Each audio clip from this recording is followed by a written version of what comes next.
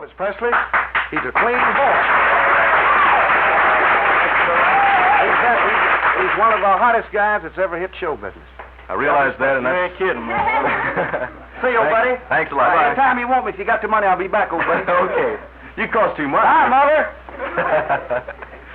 Elvis, it goes without saying that all of us here at Dance Party appreciate very much your taking time out today to come by and say hello to all of our friends that watch Dance Party, and also the people who are with us here on the floor today. And it's nice that you were able to spend these past few days at home. How is it that you've been at home for so many days in a row here? Well, it's the first time I've been off in months. I've been on the road. I've been out on the West Coast and everything, and I decided I need a little rest. A few days off, huh? Yeah. Well, you don't want to go too fast now. And I'd like to tell you that I really enjoy it. I mean, I hear, all these people. Well, we're certainly glad to have you here. Elvis, we want to ask you a few questions and... Shoot. Okay, here we go. Let's go back to the beginning, first of all, to your quick rise to fame. First of all, how old were you when you first remembered being attracted to music and singing? And, well, how old were you? How'd you get started? And when'd you get that first guitar? And where'd you get it? That's a lot of questions. Let's start with the first question again. Okay. How old were you when you first... When I first started singing, well, I never sung in my life until I made my first record, Uh-huh. Where'd you get that guitar? I got it in Mississippi. It cost $12, I think. $12 guitar. And it was a Gene Autry guitar. Well, what Roy Rogers now. What did you do with that first guitar? What happened to it? Well, I had some uncles that picked the guitar a little bit, and I sat around and watched them all the time. And I just picked it up watching them, but I mean, I never thought I would make anything doing it, Uh-huh.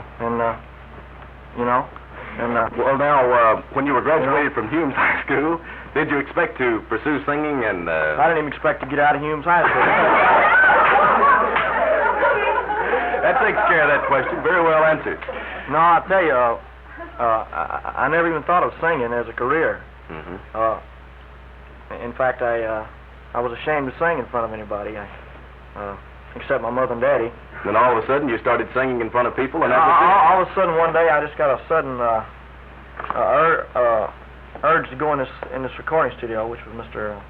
Sam Phillips' Memphis recording service, and he told me that he might call me sometime, Mm-hmm. And he called you. So he called me. It was a year and a half later. I was an old man with it. Well, now, Elvis, regarding your hobbies and so forth, will you consider cars or sports cars an interest or hobby? You don't have any cars? No. Well, I heard opposite from my that. daddy's got Presley's used car lot of one of them. No. How many cars do you have, by the way? I got 4 and a Messerschmitt and a motorcycle. What kind of cars are included in the 4 cars? All of them Lincolns. He said that for the benefit of Dewey Phillips. But actually, they're what? They're, man, I don't want to say anything. Okay. Now, I tell you, the reason I bought those cars, that maybe someday I'll go broke and sell one of them, So I have a little extra money on hand. Right. You have experienced a phenomenal rise to popularity, Elvis, in the course of a few months' time. How did you first feel when your records first started to be accepted by the people and bought by the public? Didn't you have a sort of a sensation? Well, I tell you, Wink, it all happened so fast, and so I didn't even have time to think about it. Everything just like that, and it just kept going, and it's still doing that way, and I can't even think about it. In fact, I don't even like to wake up in the mornings. I'm afraid I might wake up. But it might be all over. I'm afraid I might be back driving a truck. Some people have said they don't like the way you jump around, move when you sing, Elvis. Now, does this help you, or is it an unconscious motion which sort of goes with the mood of the song? Is that a hard question to answer? Well, I tell you, I'm not doing it on purpose. I mean, I'm aware of everything I do at all times, but it's just the way I feel. I mean, if I were, I can just picture somebody singing a rock and roll song standing real still. I mean, I'd go nuts standing there, Mm-hmm. And And people everywhere say, well, I know, and you've heard it too, more than likely, all this type of thing is just a craze and a fad, and like other fads and personalities in the past, Presley and rock and roll music will depart in due time. What is your feeling about this along this line? Well, I'm inclined to agree with them. I mean, people change. I mean, sometimes they like you, and then again, and later on they don't. Mm-hmm. And the rock and roll is real hot right now. Mm-hmm. And I like it. It's very good. It has a feeling, and people enjoy it. People enjoy dancing to it. And there's some very beautiful records made in rock and roll style, stuff like The Magic Touch, The Great Pretender, and stuff like that. I mean, you know, they just don't make any prettier songs than that. Well, now, speaking of records, Heartbreak Hotel sold over 1 million copies, and undoubtedly that was a pretty thrilling experience to be presented by the RCA Victor record people with a gold copy for you to keep for the rest of your life. Now, actually, didn't you like the other side better than Heartbreak Hotel? I like I Was the One, but I like the royalty checks better on Heartbreak Hotel. Well, which record, in your opinion, of all the ones you've recorded, do you like the best? I Was the One. I Was the One. Huh? Yeah. And that was on the other side of Heartbreak Hotel, and we could say that both of them helped to sell 1 million copies. Well, how are things looking regarding your latest releases? My latest record, I Want You, I Need You, I Love You, has sold almost 1 million. It's only been out 15 days. Mm-hmm. Sold right close to 800,000. Pretty fast work, isn't it, people, huh? Elvis, you've made many personal appearances. You've played many one-nighters, and you've appeared on several big-time television shows, and you've sang. And which do you get the biggest kick out of? Which do you enjoy the most? Do you like the live personal appearances or television better? I like live personal appearances better. Any particular reason? Well, I enjoy it. I mean, on television, you're limited, you know. I mean, you can only do so much, and there's so many rehearsals. You rehearse and you rehearse and you rehearse some more, don't you? By doing only so much, I mean that, you know, you only do a couple of songs, Yeah. and by the time you get warmed up, well, they're dragging you off. That's it. Well, of the cities and towns you've visited in the past few months, you've met lots of people, you signed lots of autographs, and I understand you've lost several shirts in the process. Well, there's been some pretty wild stories, like the one of Kansas City, where my drummer was thrown in the orchestra pit. There wasn't even an orchestra pit there. What it was a barn. Well, actually, it was. It was more or less a great big barn we were playing in. And they overran the police. I think there were about 6 policemen around the stage. And the people overran the police, and I was singing You Ain't Nothing But a Hound Dog. and I was right in the middle of the song, and I said, You ain't nothing but a hound, and out I went, man, right in the middle of the song. And there was a door backstage that I ran through. I mean, I knocked the lock off of it. I hit it. It was dark, and I couldn't see where I was going. I just knew where the door was. You made a new door. I made a new door. And, I mean, there's a lot of stories to start, but... Well, now that brings us around to something else. And we're getting around to the end pretty soon here. Some people, and we discussed this the other day. And about this Judy Spreckles, that I've been getting a lot of publicity with Judy Spreckles. All I got started when Judy gave me a ring out in Las Vegas. She gave me this ring here, and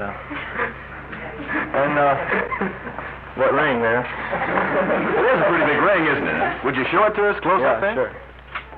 It's pretty big and beautiful ring, too. She gave me this ring because I saw it in a window, and I just admired it. But Judy is a very good friend. Judy is older than I am. And she's engaged. She's going to get married next month. And she's a real good friend, nothing else. How about the big show at Rustwood Park scheduled for July 4th? Bob Johnson surely, I know, wants us to mention that, and we want to mention it. I believe the proceeds from this show go to the Cynthia Milk Fund. Is that right, Elvis? Yes, sir, that's right. And I'd like to say let's see, what would I like to say? I'd like to say that we have a diamond ring that we're going to have as a door prize. It's my initial ring. I've had it for some time, and it has 14 diamonds in it. And we're going to give it away at the door as a door prize. I see. And everything. And all the proceeds from this particular show, this is July 4th at Rustwood Park. Elvis is going to be there. He's going to sing and play. His band will be there. Many other stars will be there, too. And we will certainly want you to watch Bob Johnson's column in the Memphis Press Cemetery, watch all the publicity on it, and get your tickets in advance. Elvis Presley, I want to thank you again because we know you're a busy man, and thanks a lot for coming by and seeing us at the dance party and saying hello to all your friends here in Memphis and the Mid-South. And anytime you're in town and want to come by, we certainly will welcome you. Well, thank you very much, Wink, and I'll see you again. Okay, thanks a lot. Elvis Presley.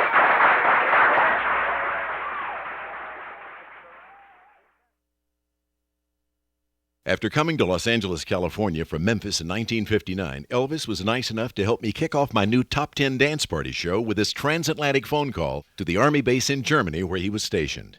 Elvis, where are you stationed? I'm in Friedberg, Germany. How is life in the service, Elvis? What do you do in your spare time? Yeah, well, if I don't have to work late, I usually have some people, over here at the house, and we just wake all the neighbors up. We play music and try to pass the time away. It's nice over here, Wink. I mean, I've met a lot of nice people, and I've seen a little of the country, not too much. I went to Paris and a few places, but I'd like to come back over here someday as an entertainer. I like to come back and have a chance to travel around all over Europe. Listen, we're hearing a lot of rumors in the States these days about a certain Elvis and a certain German girl. Any truth to those rumors, and how do the girls over there compare to American girls? Well, I couldn't give you any comparison, Wink. The only thing I can tell you is that I find that the girls here are a lot like the ones in the States. The only thing is the language difference. I've been reading I've been getting a lot of articles through mail that people have sent me about this little German girl, this little movie actress, Vera, and according to a lot of the articles in the magazines, we're almost ready to get married. Actually, I haven't seen her since the first of the year. It's funny. I get a lot of mail, people asking me about it. There's no chance of marriage over here or over there or anywhere for a while, I will get married someday if nothing happens. First of all, I'm not ready for it. I've got a lot of things I would like to accomplish first, and in the movie industry, I'd like to learn to act. That's what I've got my head set on right now. I got to tell you that we receive nothing but glowing reports here of how you're conducting yourself in the service, Elvis. Anything you want to say to everybody back here at home while we got you on the telephone? Well, the only thing I can think of, Wink, is that for the people who have stood by me during the time I've been in the Army and everything, I owe everything to them, and I can't thank them enough, really. Because I've tried to play it straight in the Army, That's the only way it could be. In other words, I couldn't do any entertaining, I couldn't be or do except just what the other boys do. That's the only way it could be, And I'm glad that it's turned out the way it has, because I've made a lot of friends in the Army among the men that I would have never made before, And I'm glad of this. I would just like to say that for all the people that have stood by me and written to me and so forth, it's really helped me go through it better, Elvis, I want you to know that I speak for everybody here. We all miss you very much. And I also want you to know how much I appreciate personally you taking time from your busy schedule to talk to us as we kick off our new dance party show.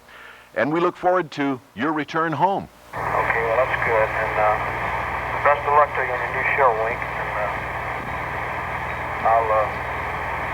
I'll see you when I get back. Thanks again, Elvis. Oh, okay. Good luck, boy. Yeah, bye-bye.